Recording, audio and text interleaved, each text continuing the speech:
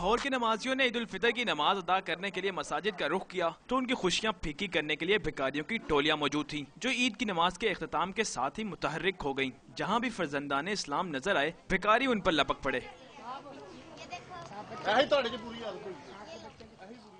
بھکاریوں کا کہنا ہے کہ وہ مجبور ہیں، عید کی تیاریوں کے لیے پیسے نہیں۔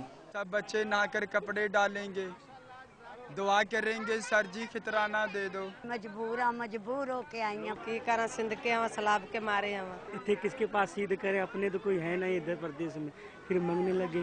دوسری جانب عوام کی بڑی تعداد انہیں پیشہ ور بھکاری سمجھتی ہے اور وہ ان سے جان چھڑانے کے لیے حکام بالا کے اقدامات کی نظر کرم کے منتظر ہیں۔ جو حقدار ہے ان کو ان کا حق دینا چاہیے، جو مانگنے والے ہیں نا یہ جو ان کا حق ہی نہیں ہے۔ غریب لوگ ہیں انہیں دینا تو چاہیے، لیکن یہ کوئی طریقہ کار نہیں ہے، ایسے ہاتھوں سے چھیننا شروع کر دیتے ہیں۔ لوگوں کا کہنا ہے کہ عید خوشی کا تہوار ہے لیکن مساجد کے باہر کھڑی بھکاریوں کی فوج انہیں ذہنی اذیت سے دوچار کرتی ہے۔ کیمرہ مین شہباز منیر کے ساتھ ابراہیم بادیس، ڈان نیوز، لاہور۔